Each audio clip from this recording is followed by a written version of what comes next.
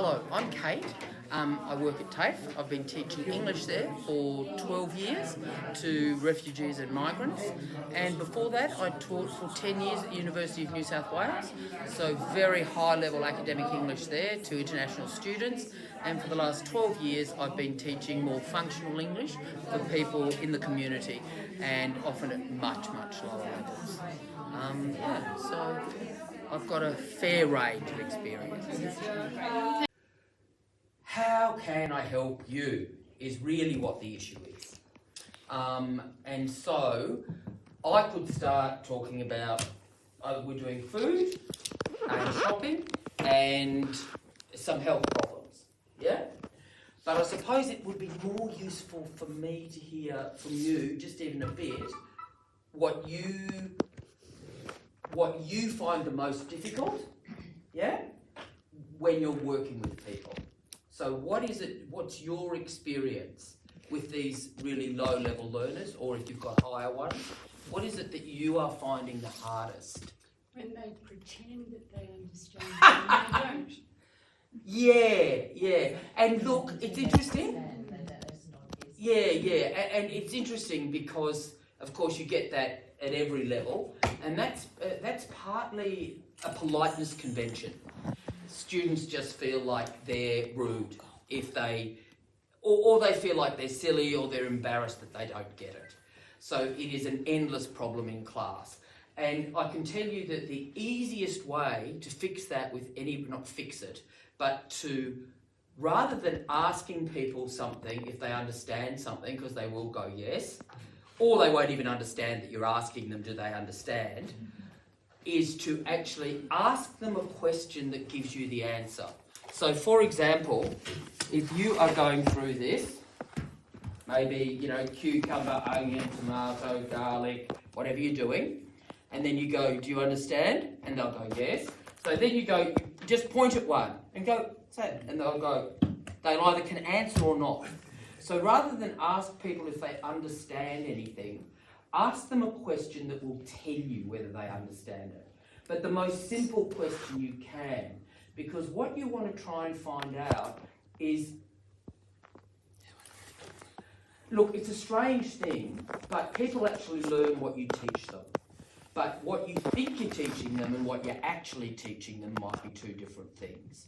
So they might understand that that's a tomato, but they have no idea what your question is. If you go, can you tell me if this is a tomato? Or can you tell me what that is? And they're like, what the? So they know it's a tomato, but they have no idea what the rest of what you're saying is.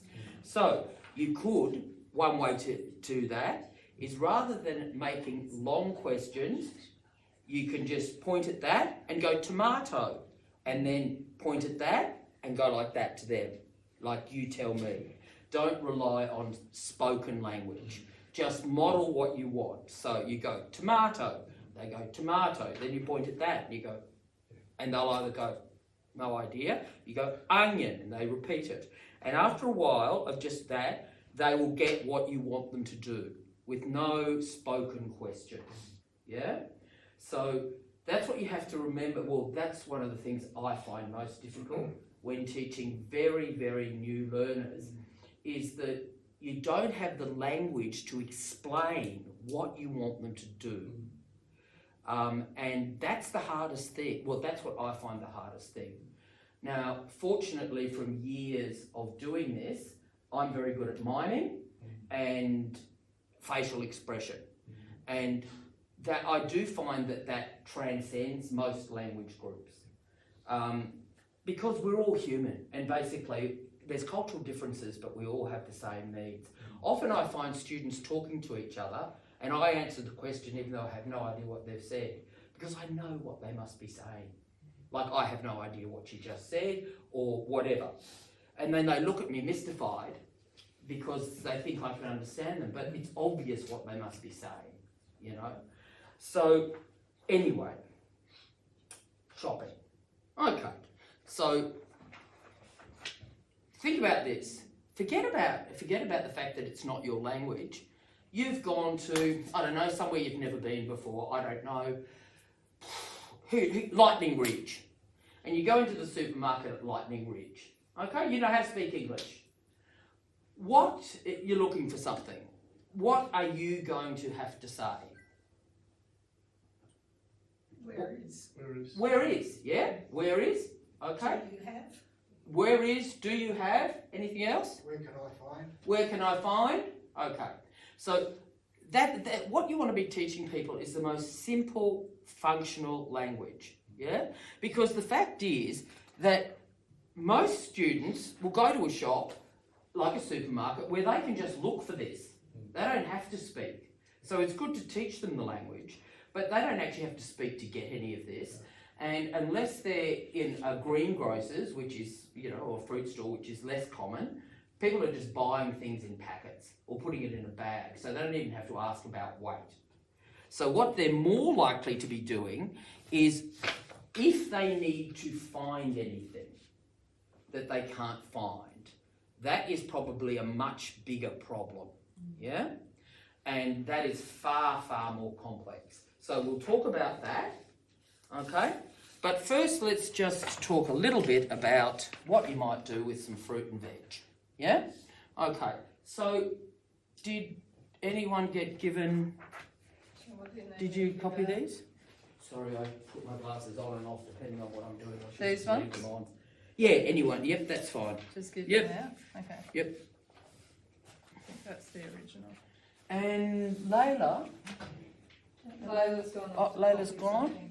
These aren't in colour, but they will be there. yeah, When we do it. look, it's just much easier if they're in colour, because you can't assume that anyone can work out, like I'm having trouble working out, I think they're green beans, but there's a few things that are a bit tricky. And sorry, Kate, can I just quickly interrupt? We Yes. will be doing shopping and food for the next, starting Monday, for probably 2 weeks or more, because we'll Yep. show you how to pan it all out. Now, as I said, I find these images not so different if you have a higher level person, because then they can actually read down there potentially, and you can talk about which one it is. And the other thing is that, of course, if people can read, it's useful to have tomato there, but otherwise it's completely irrelevant. Yeah? You're just relying on the pictures. So, okay, if I was teaching someone this, actually, I'm just going to go back one step. And that is, when you first meet people in your group, in your, your session, what do you say? Like when they come in and you're all in one room together, or you're at separate tables? Separate tables. Okay, what do you say? They come in, they sit down. What do you say to people? I'll greet them. What do you actually say? Hello. Hello. Hello. Good. And what do they say? Hello. Normally. Hello. Okay. Yeah. No, there's nothing wrong with that. But okay. So I think yes, please. I try to avoid having to do the hello, where are you from? Yes. Because they just do the same conversation every week. They get a different volunteer. Yeah. No, that's Yeah. very, very, very. So I need to get us a little bit of basic information, Yes. and then I move on. And then you move on. Yeah. So because we're teaching in a class context and we're meeting the same people every week, we do that skill of being able to give their personal information as a discrete skill, because it's something they have to do. But we don't do it every week, every time we meet them. But what is really good is because casual conversation, in terms of fitting into the community and engaging with their neighbours and just meeting someone at a shop, casual conversation is a core skill. And it's often the case that people experience migrants as rude, yeah? This is a common thing because either their conventions about politeness are different. For example, our culture says please all the time. A lot of cultures do not do that. And not only don't they say please, but they're remarkably direct compared to us. They just go, I want carrots. And you think, whoa, please. But they're at a shop, they want carrots. That's what you do. That wouldn't be seen as bizarre. And in fact, if you're standing next to a lady who's just looking like that, who in my mind is waiting in a queue, they're just thinking, oh, she doesn't know what she wants, I want carrots. So they're straight in front of you because they just think, well, you haven't made up your mind. And that's not, so we perceive that as rudeness, but it's just a cultural difference. So one of the things that you can teach very quickly is that that less directness. Okay, so can and could, rather than I want. So, why I'm saying this is because I think it will be a good idea, but this is up to you. So every single time, at the beginning of every single group, what you want to model is exactly the same language. So, for example, what we do in the class I'm in is people walk in and you go, nice to see you. Yeah? So I see them every week, every day, I still say, nice to see you. And they have been taught to respond, nice to see you too. Yeah? Okay? And then the other thing we say is, so you might go that, or you might go, nice to see you, how are you? And they go, good, thanks, how about you? Because that's what we actually say. Not what they say in an English teaching book about, we say, how about you? So every single time I'm teaching a pre-class, they walk in the room, I go, nice to see you, how are you? They go, good, thanks, how about you? And we just do that every single time. So it's automatic. And then you can make them ask each other, how are you? Good, thanks. So it's repeated. But it's having a structure that they just repeat endlessly. Yeah? And that particular one is far more common in how we speak than the more kind of I'm well, thanks. Yeah? We tend to just say, I'm good, how about you? So we model that with them. Yeah? At the beginning of every single lesson, as everyone walks in the door, I'm doing whatever, you just go, nice to see you, and then they'll either respond or I'll go, nice to see you, how are you? And they go, good, thanks, how about you? And we just do that. So it's very good to have repeated structures. Yeah? Because... Maybe have a good weekend at the end of the yes, class. I was teaching that one the other week because we've done all these days of the week. Then I said, have a good weekend. And I went, weekend? Yeah, that's right. Yeah, because so, you haven't actually taught them the weekend, you taught for the Teach days. them weekend. Yeah. So, and things like that. Whatever it is you do, have a good weekend, do that every week, but the same pattern. Because, particularly if you're teaching people that aren't reading and writing, a huge amount is memory and repetition. And it's not really about learning individual words, it's about learning groups of words, yeah? And it actually often really doesn't matter. Like, it always surprises me when, for example, again, when students tell me how to say something in their language, and I say it back to them, and they either laugh because it's completely ridiculous or clap because it's perfect. But I don't know whether I have just said 3 words, 1 word, or 5 words. They just say something to me, and I copy it. So I don't know how many words they're saying. And when you're reading, you know, I want a cake, yeah? But when you're listening, I want a cake, they don't know whether that's 1 word, that's 3 words, and it actually doesn't matter. What matters is the person that understands you.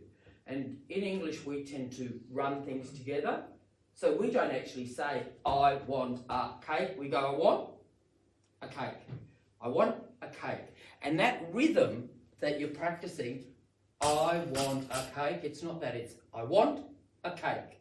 I want a cake. So rather than focusing on each individual word and the pronunciation, you're much better off to focus on stress. So, sorry, I'm probably talking a lot and I want to be useful. I don't want to give you a whole load of theory.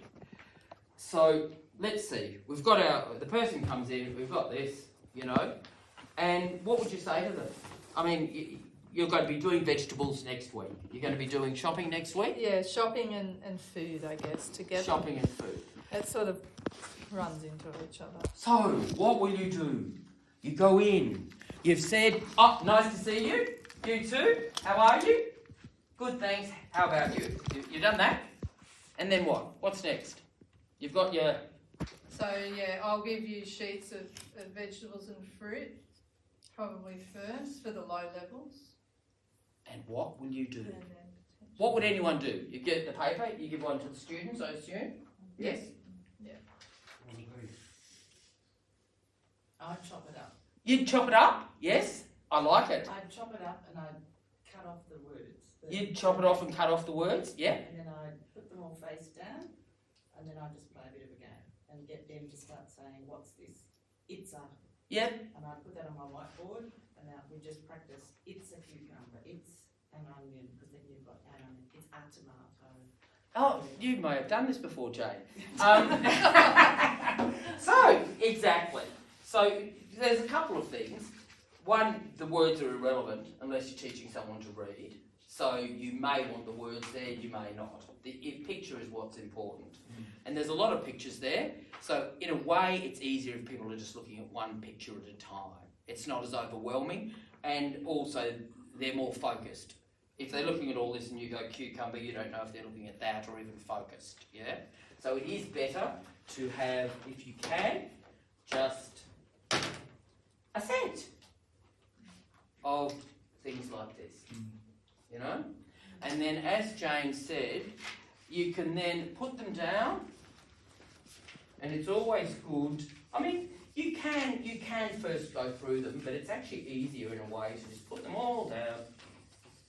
So can I just jump in? Yes. Just in terms of like what I'm going to be able to get done within 2 Oh, yes. hours on Monday morning before we start the topic on Monday, is I won't have all those cut up. So if it's okay, if you get those really low level ones, I'm going to give you those sheets. Yeah. And I'll give you scissors and bags, and they can do it with you. Yeah, Get yeah, them yeah. to cut them up and bag them and talk about it, play games with them, blah, blah, blah.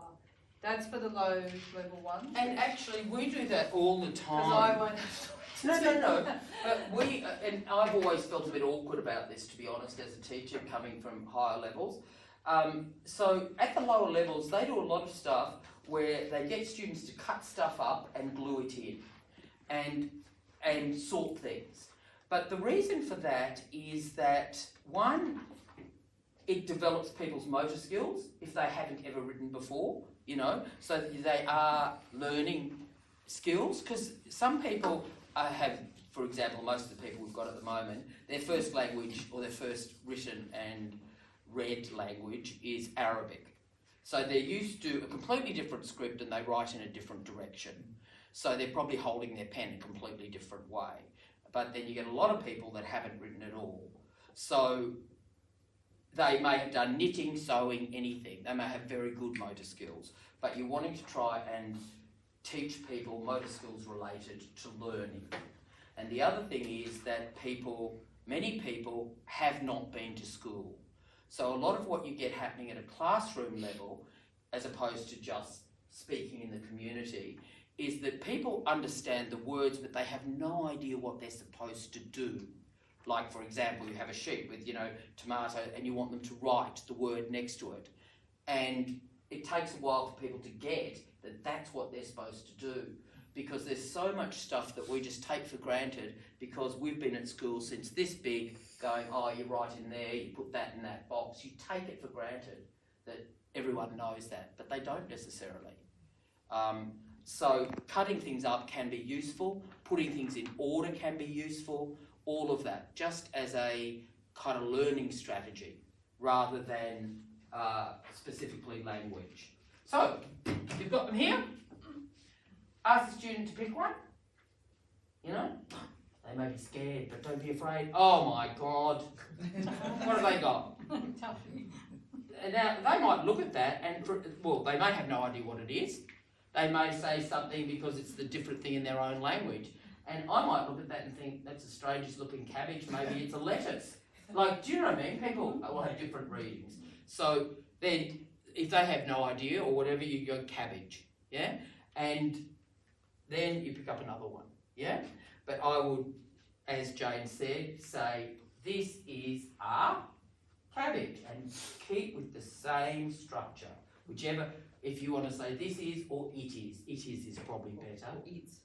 It's. You're going to use this. Oh, I know, but I don't like it's. No, I'll tell you why, Jane. This is just an English language teacher thing. We actually talk in contractions all the time. It's a cabbage.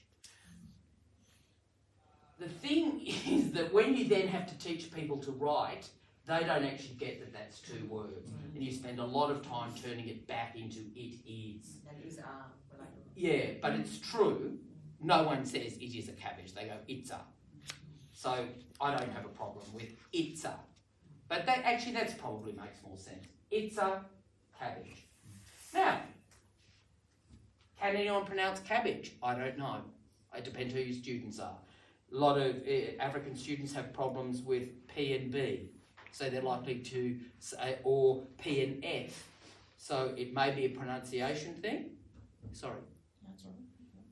But what I always do, I'm a maniac for stress. I go, cabbage, cabbage. And I make students do it with their hand. Cabbage, cabbage.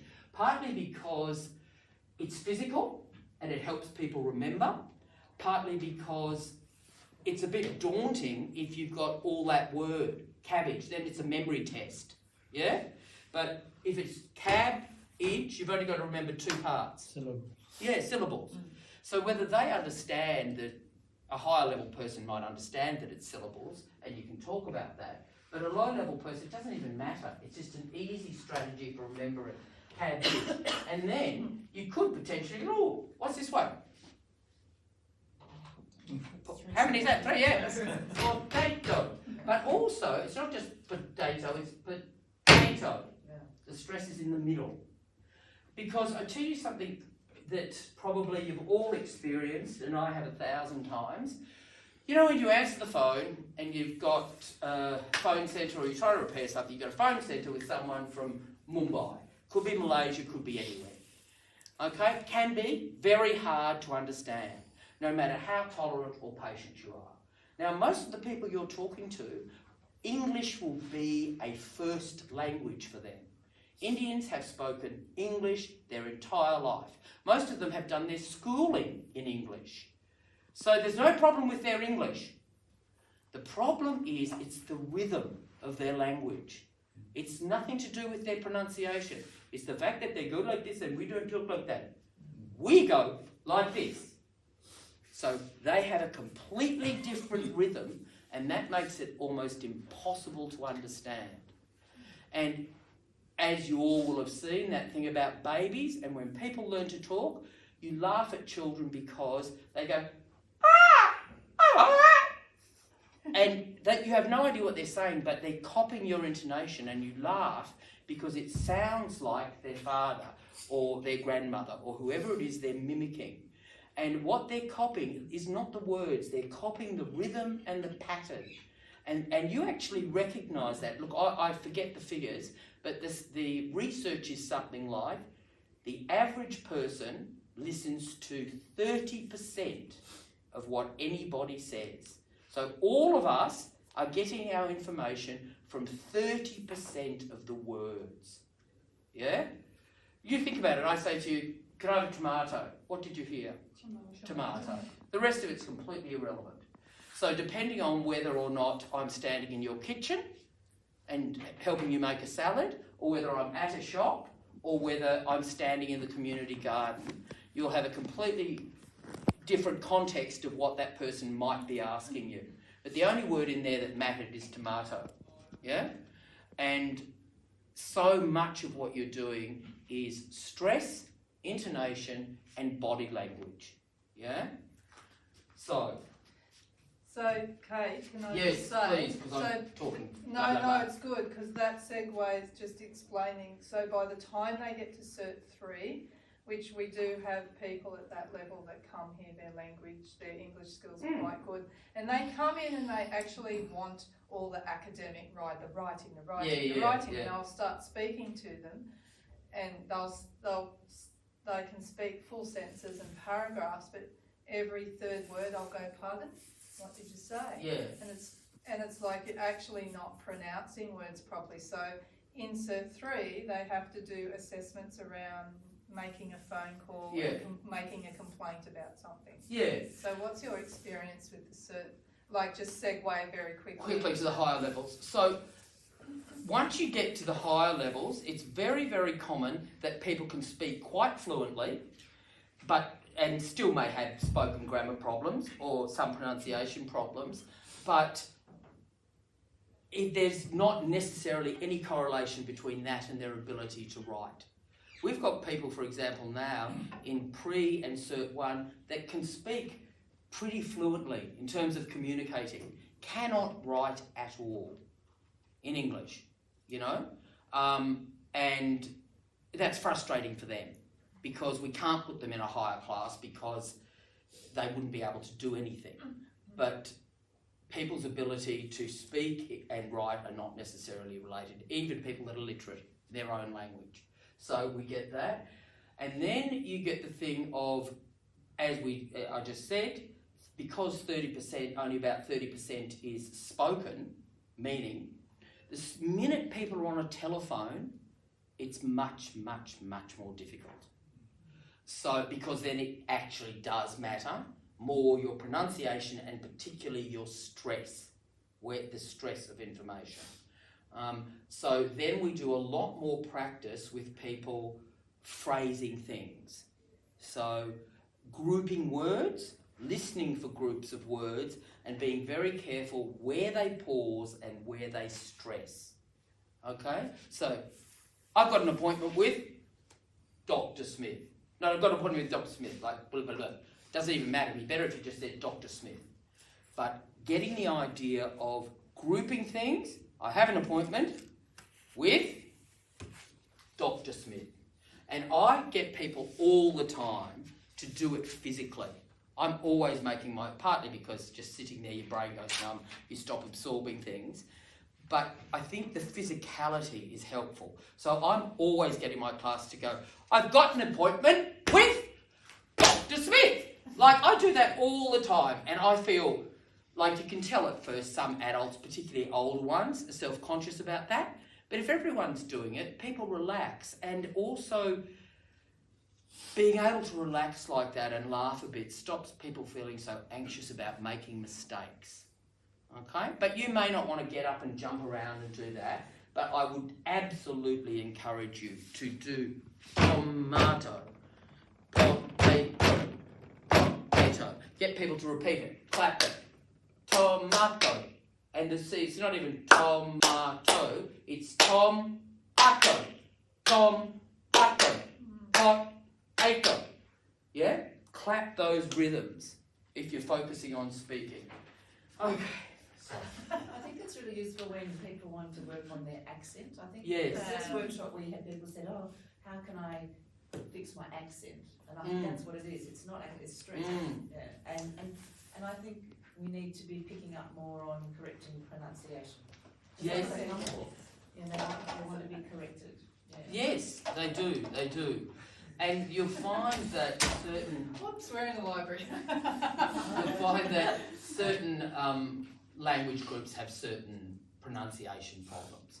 But I can tell you something, that it is much, much harder to fix pronunciation than it is to fix stress. And you'll have a class of people where, I mean, sometimes you get one language group, but people from different language groups and they'll have different pronunciation problems, but the stress will be the same. So if you've got a mixed group, focusing on stress can be very helpful, and then helping people with their pronunciation more individually. And people don't tend to mind being corrected as long as they're not humiliated. Like, you know, we're all the same. I feel embarrassed every time they try and get me to say something in their language. But if you go, no, obviously they're freaked out. But if you just go, repeat it, and try and listen for what it is. I mean, oh look, there's so much. Anyway. There's so much, I know. There's so much. I tell you basically, with pronunciation, this is just something to think about for yourself. If you want to help people with pronunciation, really, in my experience, and I'm not a speech pathologist or anything, but is the key things in English, apart from the vowels, are that our sounds are either voiced, or unvoiced, yeah?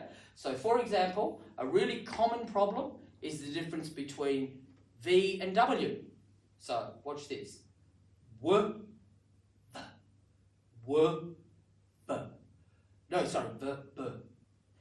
Sorry, my brain's going now. B, b, b. Just give me a minute. I'm so used to doing this. Oh, you want to do a pair? A P and a B, yes. Yeah, I'm so sorry. So, Or t-t. yeah, thank you very much, Jane. It's no voice.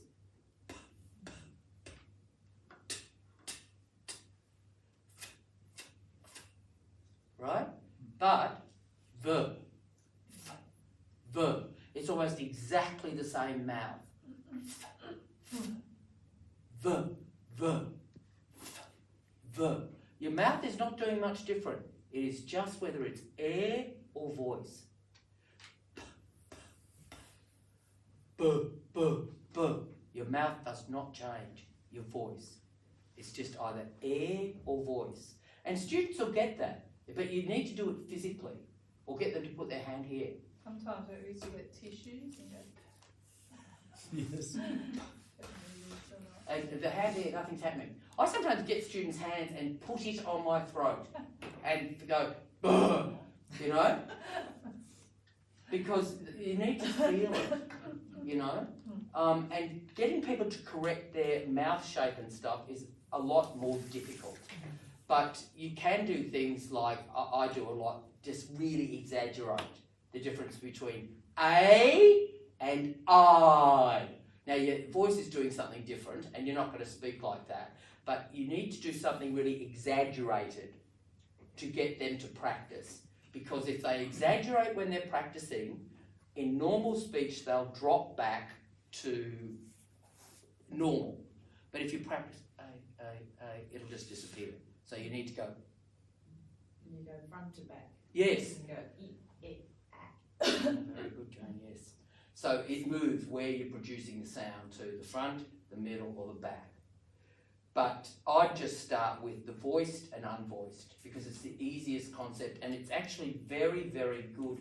I mean, there's a thing that, we should get that for you. There's a thing called the mouth gym where some teachers do this exercises at the beginning of every class that is just practicing producing sounds. Like, you know, because just to get them aware of where the sound's being produced. So we can find that for you. It's called Mouth Gym and it takes about, I don't know, like 5 or 10 minutes. You just do it at the beginning. We've got 20 minutes. Okay, So I think the next thing, I Shall I don't go know on where to- you're at, is like if they get a worksheet, how can we scale it up or scale it down depending on what learners you get? So can I just quickly go through, like I heard Kate say pre-level. So the pre-level at TAFE are those, don't know the alphabet, some of them will be illiterate, have never held a pen, some of them. Most of them are, you know, probably we get a lot of the Yazidi community and a lot of them are illiterate because their native language was not written or written down like Aboriginal languages in Australia. So we get a lot of those, they get a lot of those, I'm not taking anymore, in pre-level. And then once they get to level 1, they are writing more, like they start doing letter formations, but once they're here, they are starting to read more. Is that correct? yes, And by the time they leave, so by the time... we get a lot of pre's and probably level 1, I think, from At the moment, just yeah. from when I was up there last year and saying, oh yeah, I taught you in level 1, I taught you level 1, you pre, so it was mostly that. And then they're split into 3 levels within those levels. Yeah, that's right, isn't it? 3 levels? Oh, pretty much. Sort of. Pretty much. I mean, it varies all the time. Okay, Yeah, so so a lot of the people, even just starting with alphabet, just A, B, C, D, matching uppercase and lowercase if you're wanting people to prepare for learning to write. Big issue, upper and lower case. Just saying the names of the letters, putting them in order, so having sets of these, just flipping them over. It's a very good thing to do. You may not want to give them the whole alphabet. You know, if people are really new, give them a group of, 8 letters or something. It's just too much otherwise. Put them in order. The other thing to remember is, and people who've, been teachers or whatever, or perhaps even anybody who ever learned to read, this, I know that Mary Ann has given some of you this thrash chart. Yeah? Okay. So, same thing. It's not useful to teach people the sounds of letters, so don't even bother. Because, as we know, let's have a look. Oh, what's this word? What sound's that one? Huh, yeah, good. So, let's have a look at this word. What sound is it there? Yeah, so, and English is so irregular that it's actually not that useful at this stage, if you've got early learners, to teach them anything about the sounds of letters. And that's what this is about, because it's grouping spelling options for a sound. So this focuses on sounds rather than letters. So English has 26 letters and it has 44 sounds. And I forget how many of them are vowel sounds, but we've got 5 vowels and just let's see, I can check that for you. 1, 2, 3, 4, 5, 6, 7, 8, 9, 10. So of those 44 sounds in English, 22 of them are vowel sounds, and we only have 5 vowels. So it's very, very tricky for students learning to spell and learning to read. And we have found, I mean, this is sort of obviously, this is useful for teaching pronunciation because it's more about sounds. So I use it more for pronunciation than for actual spelling. But that's what this is about. It's about the groups of sounds. So for example... Hang on. They're kind of my notes. Because I didn't bring a piece of paper. Let me take a photo.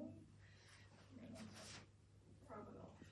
I'm so sorry, I had planned a specific thing, but now I'm going everywhere because it's very hard to work out what to... Yeah, I'm trying to find the rubber. Yeah, it was here before. I know. Okay. So we will, yeah.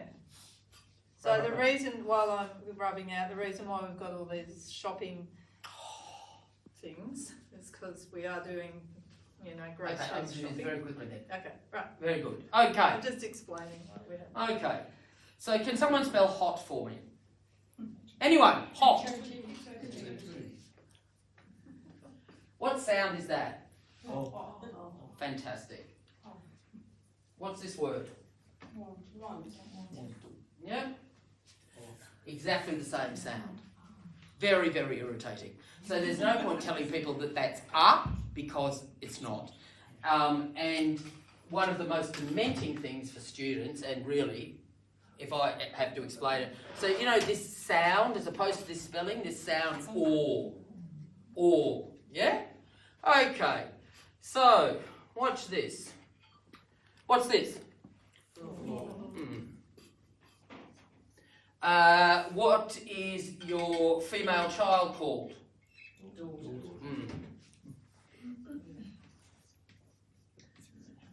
What's in the river?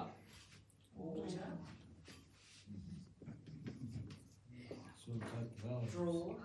Yep, how do you, what's this? Walk. What's this? Is that all? Is that walk? No, that's walk. Yep. That's walk, and this is work. That's that sound. Yeah? So you can imagine how much it pushes students over the edge. So we've got double O, we've got OR, we've got AU, we've got A, we've got AL. Oh, look at this. Law. It just goes on and on. There's actually about 8 of them. 8 spellings of this sound. I find the yellow one with the pictures is very good. more valuable. Yes. So there's a chart with the sound groups, and then this one. Is everyone?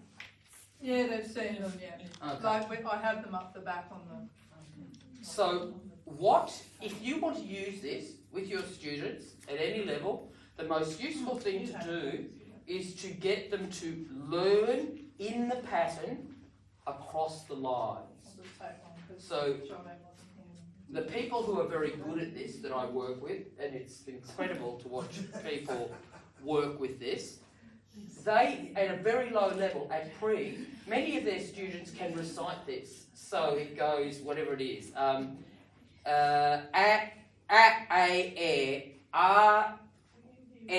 e. So their students can recite the sounds across there. And they give them these things and they can sort them all into the groups. But it's not focusing on the spelling, it's focusing on the sounds. So they teach all of this by memory. And it's memorising the groups of sounds and the spelling options for a sound rather than focusing on letters. So that's how they do it. So if you wanted to use this with your students, the most useful thing to get them to do is to learn the sounds. A, E. Are we ready? A.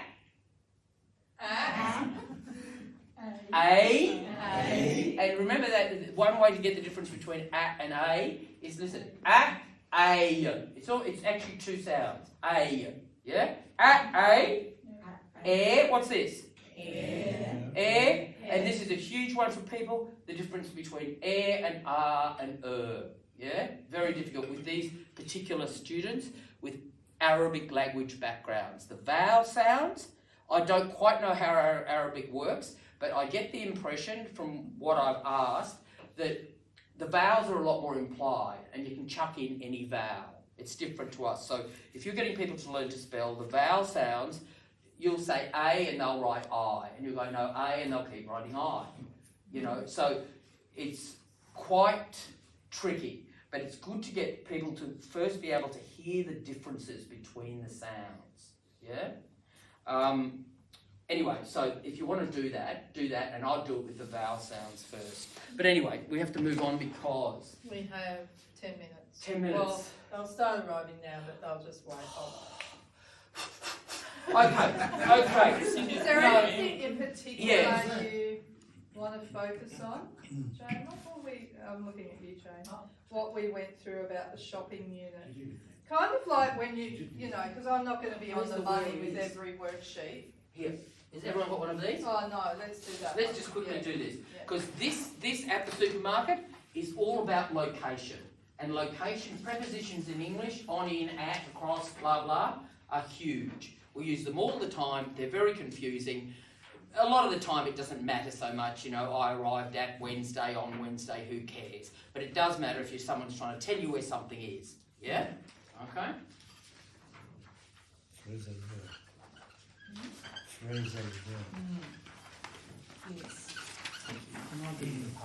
And also, because we'll be doing shopping and food for the next probably 3 weeks, I'll just gauge it after the 2.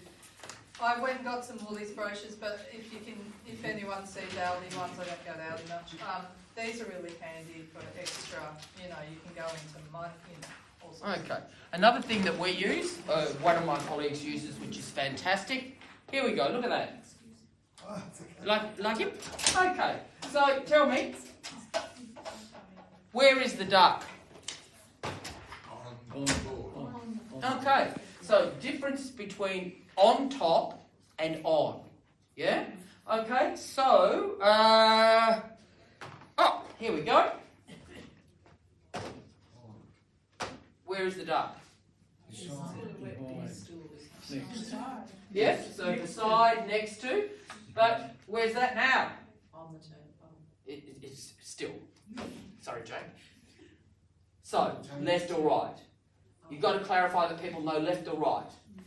Near, beside. So let's all have a look because you'll be surprised how many people get very confused. And always remember that if you're teaching something, it's going to be different for them. So it's the opposite. Yeah, so be very, very careful, just if you're modelling anything, that you're thinking, it's different if you're looking at a sheet, but if you're modelling something, then you need to just be really thinking about where they're coming from. But I would definitely be checking.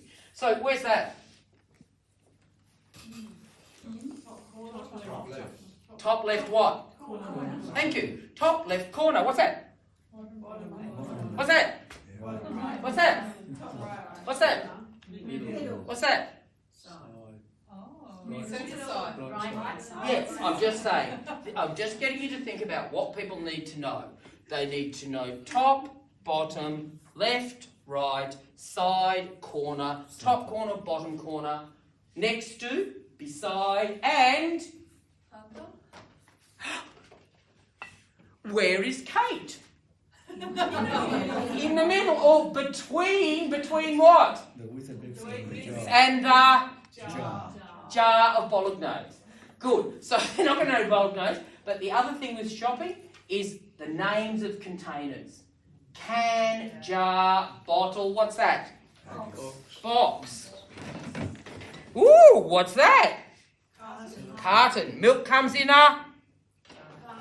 What's that? Yeah, so cartons can be different shapes, but teaching them that vocab around shopping, very useful. Bottle, can, jar, carton, box, packet. Ooh. Oh yes, punnet. Look, here we go. We've got punnet. What's that? Packet. Yeah? And again, it's not going to matter whether people say, I want a packet of biscuits or a box of biscuits, but it's helpful for them to know those that type of language. Okay, so everyone, let's look at your picture of the supermarket. Okay, so you're asking your student where is. I need one myself because I can't do it otherwise. Is there anyone left? Sorry, Jane. Thank you. Okay, so first thing you do, if you're going to be teaching this, what would you have to do first? Do you want your students to do this, even a really low-level student? What do you need to do first? Teach the vocabulary of food. Yeah, make sure they know what the food is. So if they can't read, it's going to be tricky. Yeah, you need someone that can actually read, or you need a much better picture than this. Yeah? So we've got pasta, rice, bread. I'd check that and I'd get them to read it. Then I'd check that everybody knows left and right. And then, so I'm going to say to you, for example, what's at the top, on the top right-hand corner? Really? Top right-hand corner. Coffee. Yeah, now there you go, but that's very interesting because some people will say tea and some people will say coffee. So you just have to think about, if you're doing this, what answer you're expecting from them and what might be the problem.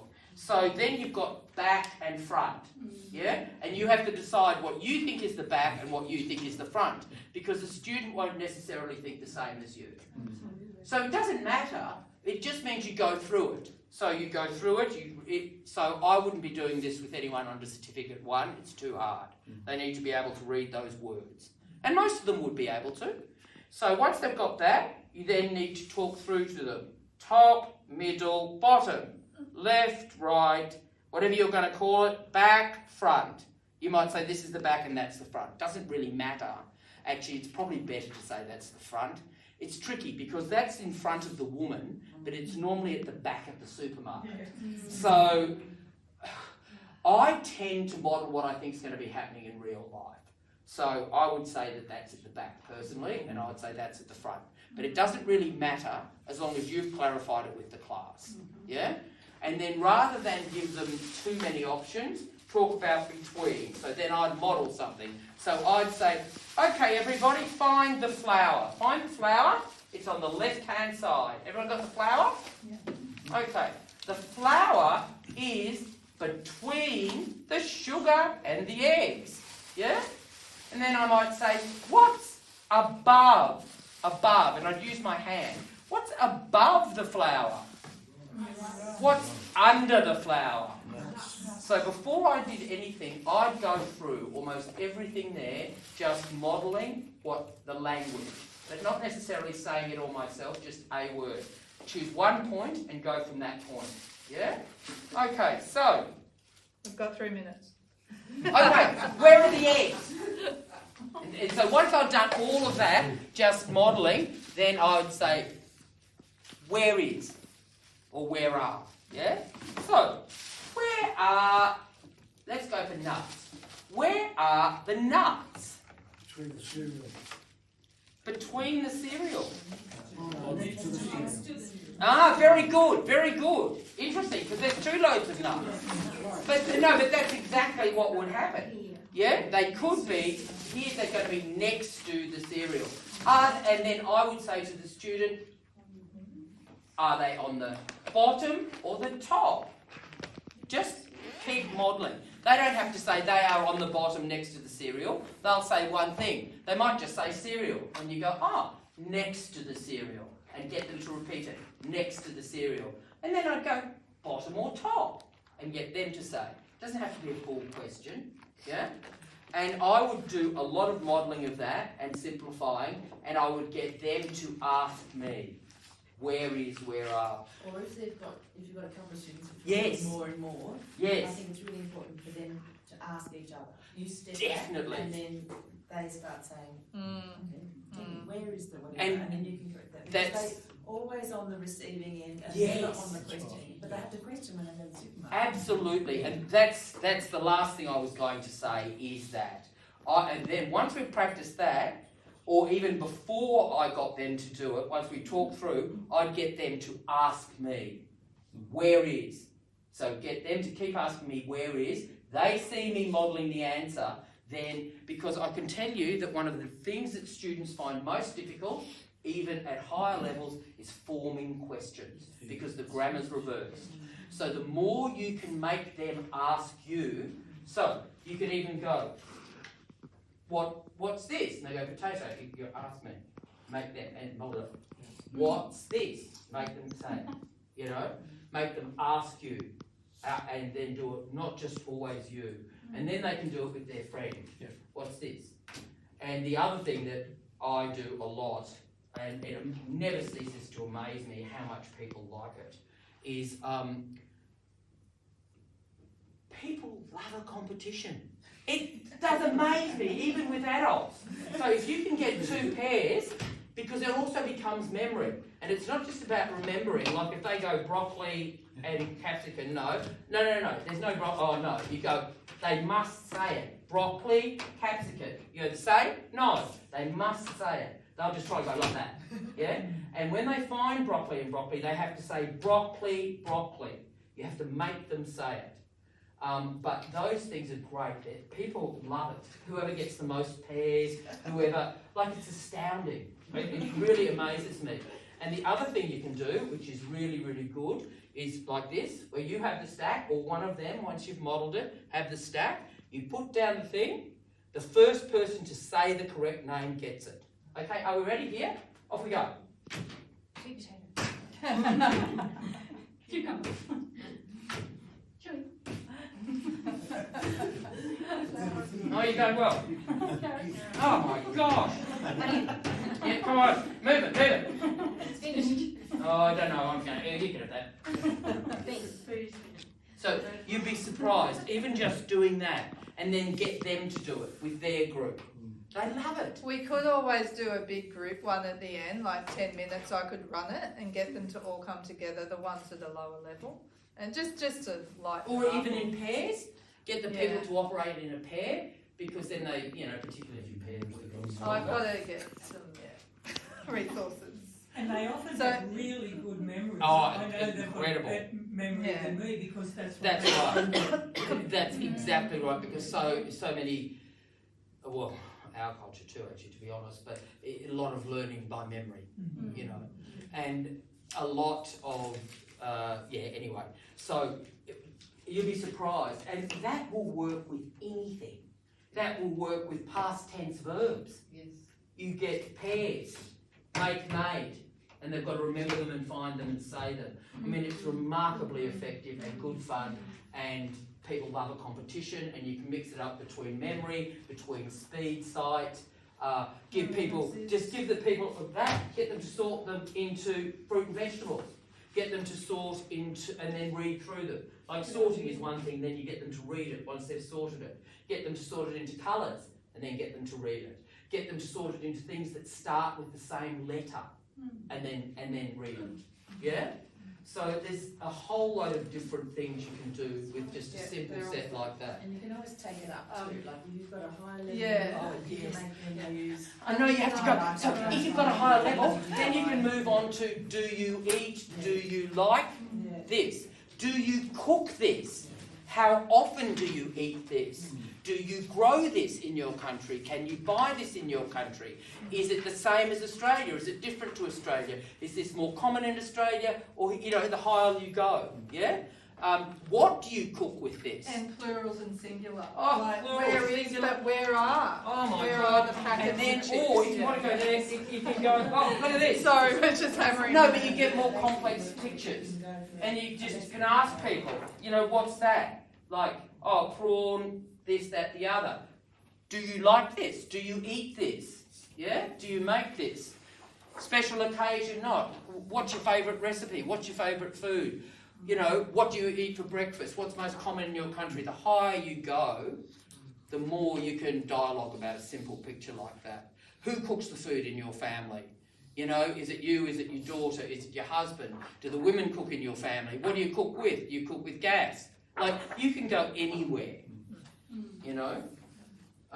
but often if you have a more complex picture, even at a low level, there's just the chance people can then go, oh, hamburger, and then, oh, what's in the hamburger? Oh, meat. What are the different meats? Lamb, beef, whatever. Find out people will eat pork, not eat pork, do this, not eat that, eat lamb, like you can just have so much conversation about a burger. Healthy or not healthy? Well, this one looks not bad. No, but I mean, it's amazing what you can do. I'm sorry, we haven't even got on to health. I will try and start building the resources for shopping and food. But if you have any, even recipe books you want to bring in, just for the visuals, to keep it the verbal going. And thank you, Kate. Thank you.